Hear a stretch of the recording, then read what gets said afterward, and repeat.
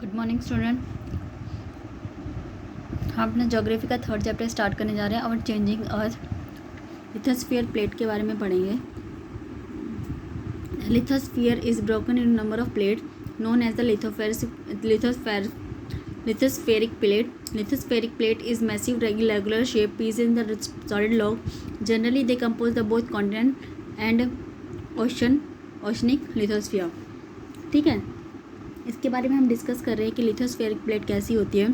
तो ये प्लेट्स ऐसी होती है कि वो क्या है, नंबर ऑफ प्लेट्स होती है। यहाँ पे एक प्लेट नहीं होती है। देखो, divergent, convergent and transform plate, ये 3 प्लेट्स होती हैं जो कहाँ पे, जो मेंटल लैब में क्या करती है, काम करती है। ठीक है, और ये किससे बनी होती है, सॉलिड पीस रॉक से बनी होती है। ठीक है, इसके ऊपर ही कॉन्टिनेंट ओशन है ये। There are 7 major and several minor lithopheric plate in lithosphere.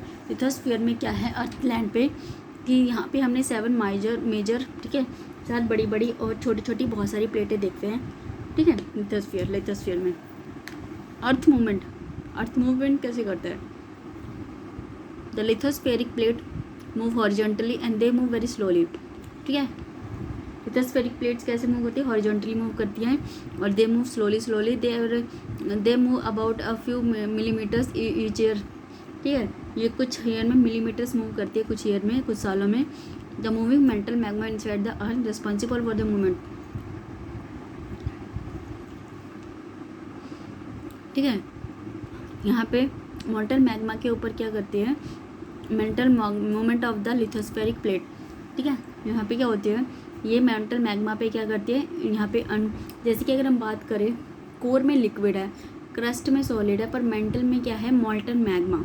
ठीक है, कोर में से क्या निकल के आया, हीट एंड प्रेशर की वजह से लावा निकल के आया, तो उसमें थोड़ा दलदला टाइप. मोल्टन कैसे होता है, मोल्टन मैग्मा दलदला टाइप अर्थ के अंदर है. The molten magma inside the earth move circular manner. ठीक है, वो सर्कुलर मैनर में मूव करता है. The molten magma forces active inside the earth crust cause the several changes, and these crust and some of these changes suddenly and were gradual. The forces effect of the earth crust divided into categories: endogenic forces, focus forces and extrogenic forces. ठीक है, मॉल्टन magma की इसमें अर्थ के अंदर बहुत सारे क्या होते हैं, चेंजेस होते हैं अर्थ क्रस्ट में. ठीक है, ये चेंजेस क्या होते हैं, सडन भी होते हैं और कुछ ग्रेजुअल स्लो भी होते हैं. ये फोर्सेस क्या अर्थ क्रस्ट को डिवाइड करते हैं 2 कैटेगरीज में, एंडोजेनिक फोर्सेस एंड एक्स्ट्रोजेनिक फोर्सेस. ठीक है, एंडोजेनिक फोर्सेस के बारे में बात करिए. The word endogenic is combination of 2 words. Endo meanings within the genic and meanings the origin. Endo means मतलब उदिन, उसके अंदर. Genic मतलब origin. Thus the forces which inside of the earth is known as endogenic forces. These forces sometimes sudden forces and thus the other time they slow forces. Sudden forces produce sudden movement and slow forces called the slow movement. Lithospheric plate. ठीक है, इन forces के क्या होता है, endogenic forces होते हैं ये क्या होते हैं, एकदम सडन फोर्सेस की वजह से हो जाते हैं, बहुत अचानक से हो जाना, और कुछ स्लो हो जाते हैं. तो सडन होते हैं हम उसको सडन मूवमेंट कहते हैं, जो स्लो होते हैं हम उनको स्लो मूवमेंट कहते हैं. ठीक है, sudden movement is lithospheric plate bring abrupt changes in the earth's surface. This movement cause the earthquake, volcano, landslide and this extreme restriction of land surface. ठीक है, ये मूवमेंट क्या होते हैं, सडन मूवमेंट, अचानक से होने वाले लिथोस्फेरिक प्लेट पे चेंजेस होते हैं. ये मूवमेंट क्या होते हैं, अर्थक्वेक से, भूकंप से, वोल्केनो ज्वालामुखी से, लैंडस्लाइड भूस्खलन से, ये सारे अचानक से क्या है, डिसास्टर है, और इनसे बहुत ज़्यादा क्या होता है, डिस्ट्रक्शन होता है अर्थ सरफेस पे. Earthquake and sudden vibration of the earth cold crust due to the natural cause. ठीक है, सडन मूवमेंट होती है, वाइब्रेशन होती है अर्थ क्रस्ट पे नेचुरल कोज से, which produce a trembling known as the earthquake. जो क्या करती है, हिला देती है और डिस्ट्रक्शन करती है, उसको हम अर्थक्वेक कहते हैं. When lithospheric plates move suddenly the surface of the earth vibrates. ठीक है, जब ये सडनली मूव करती है तो ये क्या करती है, वाइब्रेट करती है. This vibration called the earthquake. ये वाइब्रेशन अर्थक्वेक कहलाती है. The place below the ground and the earthquake movement originate called the focus. ठीक है, जो प्लेस ग्राउंड के नीचे है और जो अर्थक्वेक मूवमेंट निकल के आते हैं उनको हम फोकस कहते हैं. While we point the earth surface that vertically above the point of origin, focus called the epicenter. ठीक है, और जहाँ से क्या है, जो अर्थ सरफेस का वर्टिकल पॉइंट है, इसको जहाँ से ओरिजिन है, उसको फोकस को हम उसको एपिसेंटर कहते हैं.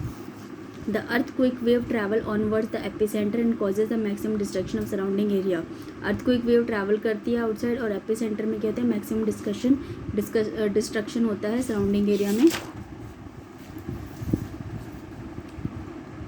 इसके बाद the destruction decreases away from the epicentre. ठीक है, एपिसेंटर से डिस्ट्रक्शन ज़्यादा हो जाता है। The wave generated by the earthquakes वे नोन एज द अर्थक्वेक और सेमी वेव्स। अर्थक्वेक के द्वारा जो वेव्स जनरेट की जाती है उसको अर्थक्वेक या सेमिसिक वेव्स कहते हैं। This wave recorded by instrument called seismograph. ठीक है, ये वेव किससे रिकॉर्ड कर सकते हैं हम, एक इंस्ट्रूमेंट होता है सिस्मोग्राफ, जिससे हम पता लगा सकते हैं कितने रिक्टर स्केल का ये रिचर्ड स्केल का रिचर्ड स्केल का अर्थक्वेक आया था, कितने कैसा जोर का था, कम का था, ऐसे। The science of the study seismography called the seismology. ठीक है, जो साइंस की जो स्टडी करते हैं सिस्मिक वेव का, उनको सिस्मोलॉजी बोलते हैं। While the intensity energy release by the earthquake is measured by the Richard scale. ठीक है, जो इंटेंसिटी इसकी देखते हैं हम, एनर्जी कितनी ज़्यादा थी अर्थक्वेक की, तो उसको रिचर्ड स्केल कहते हैं। Devised by the Charles F Richter in 1935, इन्होंने डिस्कवर किया था, चार्ल्स एफ रिचर्ड ने इन्होंने डिस्कवर किया था। ठीक है, earthquake as a hazard. Earthquake as a hazard, the earthquake is sudden natural hazard. It occur any time of year. It bring the sudden impact without any warning sign.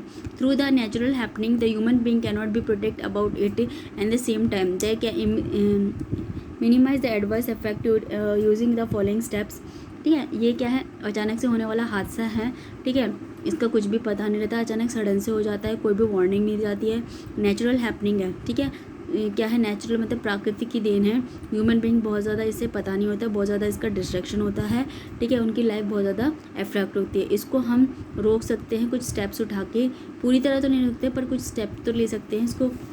तो वो क्या है, the step to minimise impact of earthquake, special type of structure and building should be develop in the high risk seismic zones. ठीक है, special type के structure या building बनानी चाहिए जहाँ पे ज़्यादा रिस्क है अर्थक्वेक का। People should be advise to construct earthquake residence building. ठीक है, लोगों को एडवाइस होनी चाहिए कि अर्थक्वेक कंस्ट्रक्ट करनी चाहिए ऐसी बिल्डिंग जो अर्थक्वेक के आने पे ना टूटे।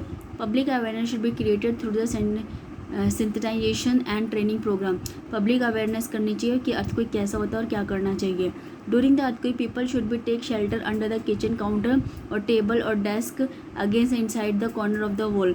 अर्थक्वेक के समय लोगों को कहाँ पे छुपना चाहिए, किचन के अंदर नीचे छुपना चाहिए, टेबल के नीचे या कहीं इनसाइड कॉर्नर वॉल में छुपना चाहिए।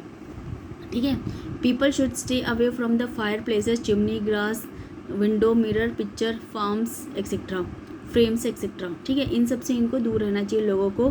कौन सी चिमनी, ग्रास, फायर, जितने भी थोड़ी जहाँ पे फायर लगने की जगह होती है, मिरर, ठीक है, पिक्चर फ्रेम्स, ऐसी चीज़ों से दूर रहना चाहिए। People should adopt some common earthquake predict method such as animal specially dog shows the abnormal behaviour, fish in the pond get grated, snake came to surface. ठीक है, यहाँ पे लोगों को देखना चाहिए कि अर्थक्वेक आने से पहले क्या होता है, कुछ एनिमल अजीब तरह से बिहेव करते हैं, एबनॉर्मल बिहेव करते थे, जैसे कि डॉग, फिश क्या करती है, अपने पॉन्ड से निकलने के लिए कोशिश करती है, स्नेक हमें दिखाई देता है। तो ये सारी चीज़ें कब होती है, जब अर्थक्वेक आता है उस समय आती है। ठीक है, तो आप इसके लिए इतना ही, कल हम वोल्केनो के बारे में पढ़ेंगे। Thank you.